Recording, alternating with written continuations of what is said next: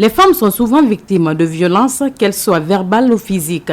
Ce phénomène devient une préoccupation pour les citoyens qui donnent plusieurs causes qui expliqueraient cette situation. C'est la jalousie qui est à l'origine parfois. Tantôt c'est des mésententes dans le foyer et ainsi de suite. Il y a le fait aussi qu'on force la femme à son mari. Ou bien qu'on force le mari à la femme. Parce qu'il y a de ces deux côtés. Tu peux pas épouser une femme que tu n'as jamais connue. Primo, s'il n'y a pas la compréhension, tout va être dans l'eau. Avec la jalousie aussi. Pourtant, il y a toujours un plan B pour éviter l'irréparable selon ces citoyens qui accusent certaines familles. Les gens cessent de penser que les femmes sont juste des objets pour la maison. Donc il faudrait faire en sorte que les gens aient vraiment la notion par rapport au fait que parfois il y a une question d'équité entre hommes et femmes. D'une part, on doit les écouter, ce qu'elle a dit. Mais quand une femme vient, elle se plaint à la famille la rejette toujours. Tu l'attends vers la violence comme ça. Il faut essayer de comprendre pourquoi elle est venue vers vous. Je pense qu'il faudrait que ses parents la prennent leurs responsabilités et que les violences des hommes envers les femmes, qu'on mette fin à cela. Le problème est réel. Plusieurs couples vivent des situations conflictuelles, souvent moins perspectibles. Malheureusement, on est encore loin du traitement de certains cas.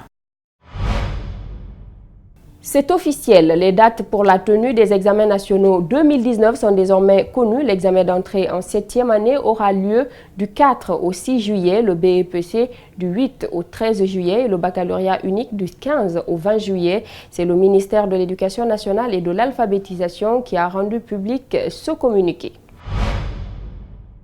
La CONASOC, Coalition nationale des organisations de la société civile, se dit favorable à une nouvelle constitution en Guinée.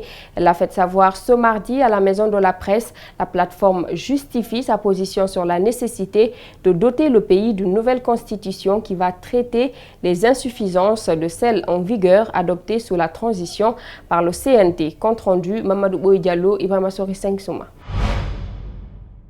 Après consultation aussi bien des personnes ressources que ses démembrements, se déclarent favorables à l'adoption d'une nouvelle constitution en Guinée. La CONASOC, Coalition nationale des organisations de la société civile guinéenne, soutient le pouvoir dans sa volonté de doter le pays d'une nouvelle constitution. Ce soutien est consécutif à une large concertation de ses démembrements à travers le pays selon les responsables de la dite coalition. La position de la CONASOC en faveur d'une nouvelle constitution est justifiée par la nécessité de corriger les insuffisances de celle en vigueur adoptée par le CNT sous la transition militaire. Les insuffisances de la constitution du 7 mai 2010 sont telles qu'elle ne s'adapte plus à l'évolution sociopolitique et économique de notre pays.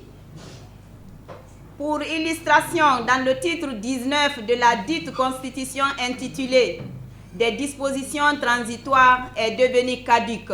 Plus loin, la CONASOC compte s'impliquer pour la réussite du référendum à travers une approche citoyenne. La CONASOC et alliés entendent pleinement jouer leur rôle par la mise en œuvre d'une observation citoyenne et transparente pendant la période du référendum. En affichant sa position, la CONASOC se démarque. Elle reste probablement la seule des autres structures de la société civile à clarifier sa position pour la modification constitutionnelle. Réunion technique entre le ministère de la Coopération et de l'Intégration africaine et l'Union européenne autour du 11e FED, tirer le bilan du décaissement des fonds, leur utilisation et orientation. La patronne du département de la Coopération et de l'Intégration africaine a exprimé la nécessité d'examiner les dossiers en toute transparence. Mamadou Sadio Baldé et Ibrahima Sori 5 Souma. Avant le huis clos, la chef du département a souligné son intention d'aller au fond des dossiers afin de tirer les meilleurs enseignements. Pour savoir les indicateurs par département technique, où on en est, quels sont les résultats obtenus, ce qu'il nous reste à faire. Et ce faisant, pourquoi les résultats sont bons s'ils le sont, pourquoi ils sont mauvais s'ils le sont, et enfin, surtout, établir la bonne gouvernance entre les deux partenaires. L'ambassadeur a émis des réserves quant à la volonté du gouvernement d'appliquer au pied de la lettre les engagements pris. ce qui peut sans doute perturber l'élan amorcé par les deux parties. Le niveau d'accomplissement et les efforts qui manquent à faire pour que les tranches variables 2019 puissent effectivement arriver à bon port. Comme vous le savez, le mécanisme est tel que si vous ne faites pas en temps voulu certaines avancées dans certaines des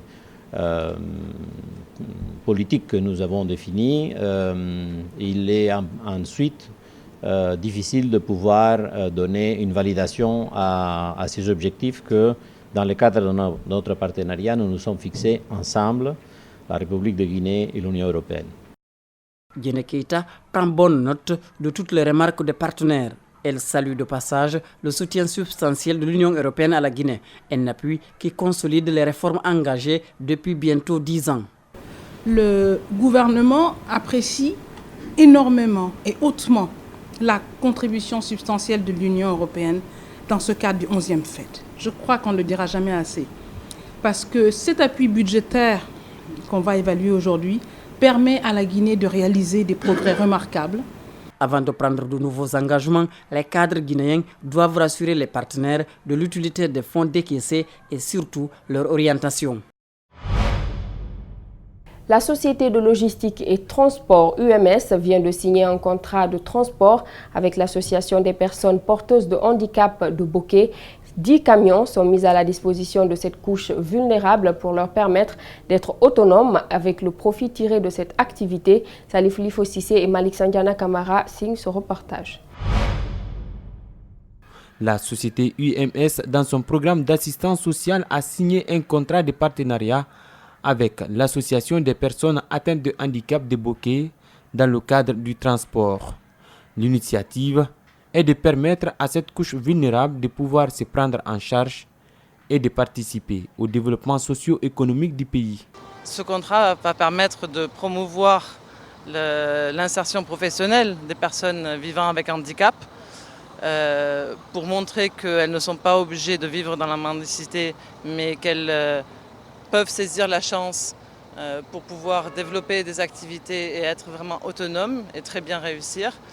Et ce contrat, en plus, va faire bénéficier à l'association des personnes handicapées de Bokeh 15% des bénéfices du transporteur.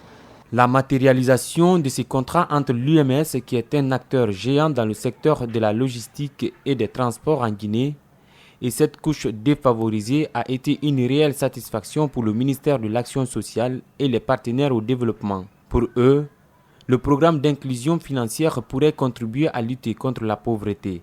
Ce signe est hyper réconfortant parce que c'est la matérialisation de l'un des pans importants de la politique d'intégration, d'autonomisation et d'insertion socio-économique de ces personnes handicapées.